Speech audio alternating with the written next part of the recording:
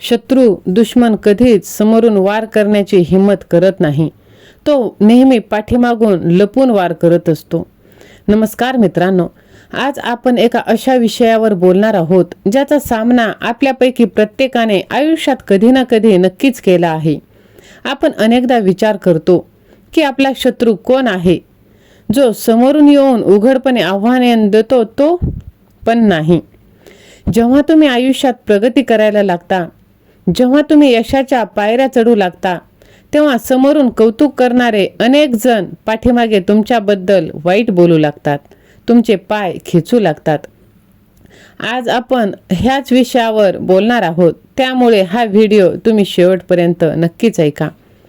ह्या सगळ्यातून शत्रूंना कसं ओळखायचं आणि त्यांना कसं सामोरे जायचं या महत्त्वाचं आहे. स्वतःवर विश्वास ठेवून या सगळ्यावर कशी मात करायची हे आपण पाहणार आहोत. पहिली गोष्ट म्हणजे शत्रू पाठीमागून वार का करतो? कारण त्याच्यामध्ये तुमच्यासमोर उभं राहण्याची, तुमच्याशी समोरासमोर लढण्याची लायकी आणि ताकद नसते. त्याला तुमच्या कर्तृत्वाची, तुमच्या क्षमतेची चांगलीच भीती असते. जेव्हा एखाद्या व्यक्तीला हे समजतं की ते तुमच्यापेक्षा श्रेष्ठ बनू शकत नाहीत, तेव्हा ते तुम्हाला खाली खेचण्याचा प्रयत्न करतील. तर ते काय करतील? ते तुमच्या पाठीमागे तुमच्याविषयी चुकीच्या अफवा पसरवतील, तुमच्या कामात अडथळे आणतील, तुमच्या जवळच्या लोकांमध्ये तुमच्याबद्दल गैरसमज निर्माण करतील. पण एक गोष्ट लक्षात ठेवा, पाठीमागून वार करणारा नेहमी तुमच्या मागेच असतो. तो कधीच तुमच्या पुढे जाऊ शकत नाही. त्यामुळे त्यांच्या या कामाकडे पाहून स्वतःचा संयम तुम्ही गमावू नका. होय, आता प्रश्न येतो की अशा लोकांना कसं हाताळायचं?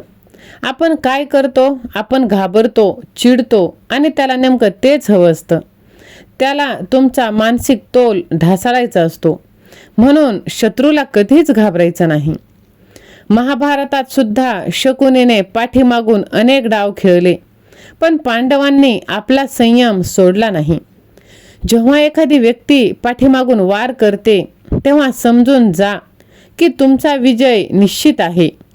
कारण शत्रूने आधीच मानले की तो समोरासमोर जिंकूच शकत नाही.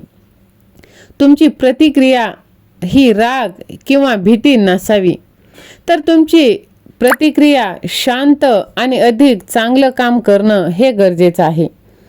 म्हणूनच शत्रूंच्या चालीवर लक्ष ठेवा, पण त्यामुळे स्वतःचा रस्ता तुम्ही बदलू नका आणि आपला संयम तुम्ही गमावू नका.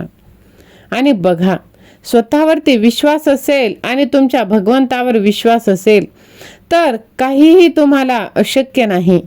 अशा परिस्थितीत तुम्हाला वाचवणारी आणि जिंकवणारी एकच गोष्ट स्वतःवरचा अढळ विश्वास. जग जेव्हा तुमच्यावर संशय घेईल, जेव्हा पाठीमागून होणारे वार तुमच्या मनाला आणि भावनांना जखम करतील, तेव्हा स्वतःला एकच गोष्ट सांगा, मी कोण आहे हे मला माहीत आहे. माझी ताकद काय आहे हे मला माहीत आहे. स्वतःवरचा विश्वास हा हिऱ्यासारखा मजबूत असावा. त्याला परिस्थितीच्या कोणत्याही हातोड्याने तडे जाता कामा नये. जेव्हा तुमचा स्वतःवर विश्वास असतो, तेव्हा जगातील कोणतीही शक्ती तुम्हाला हरवू शकत नाही. लोक काय म्हणतात, कोण पाठीमागे कट रचतंय, याने तुमच्या ध्येयावर काहीही फरक नाही पडला पाहिजे. सिंह जेव्हा चालतो तेव्हा मागे कुत्री भुंकतातच, पण सिंह त्या कुत्र्यांकडे लक्ष देऊन आपली दिशा बदलत नाही. तो आपल्याच रुबाबात पुढे जात असतो. म्हणून अशा भुंकणाऱ्या कुत्र्यांना तुम्ही बिस्किटे टाका आणि पुढे चला. सहमत असाल तर श्री स्वामी समर्थ असे टाईप करा आणि हा व्हिडिओ तुम्ही जास्तीत जास्त जणांना शेअर करा. आजपासून एकच पक्का निर्णय करायचा, पाठीमागून येणाऱ्या वारांना घाबरायचं नाही, तर त्यांना ढाल बनवून पुढे जायचं. शत्रू कितीही कट रचणारा असला तरी तुमचा स्वतःवरचा विश्वास कधीच कमी होऊ द्यायचा नाही. लक्षात ठेवा, जे लपून वार करतात ते काळाच्या पडद्याआड नाहीसे होतात, पण जे स्वतःच्या विश्वासावर समोरासमोर लढतात तेच इतिहास घडवतात. लढत राहा, विश्वास ठेवा, सतत पुढे जात राहा. हा व्हिडिओ कसा वाटत आहे ते कमेंटमध्ये नक्की सांगा. आणि बघा, नक्कीच तुमचा हा विश्वास एकदम स्ट्रॉंग होणार आहे, कारण तुम्ही शत्रूला घाबरत नाही आहात आणि तुमचा विश्वास तुमच्या भगवंतावर आहे. म्हणून शत्रूला घाबरून आपलं ध्येय कधीच बदलायचं नाही. संकट आलं म्हणून थांबायचं नाही, पुढे चालत राहायचं.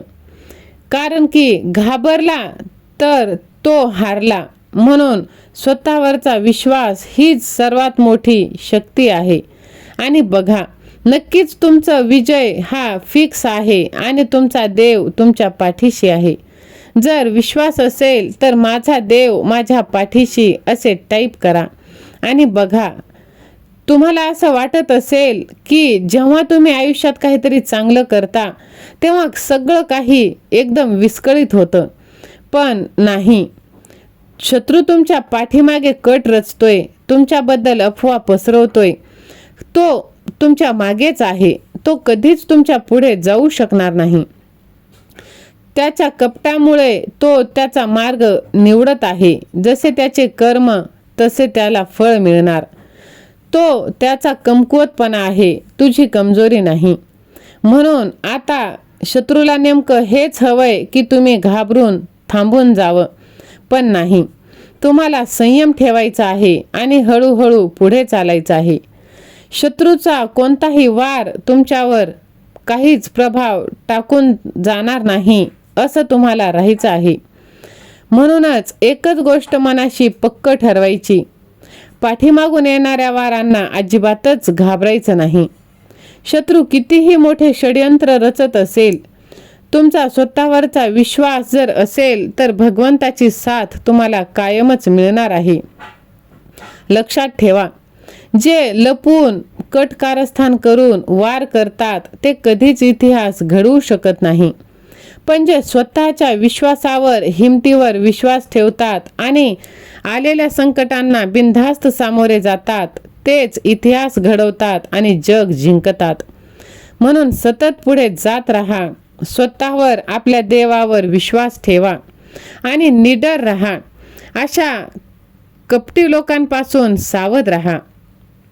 आजचा हा व्हिडिओ आवडला असेल तर लाईक करा, शेअर करा आणि बघा, कमेंट बॉक्समध्ये मी देवाचा, देव माझा असे टाईप करा.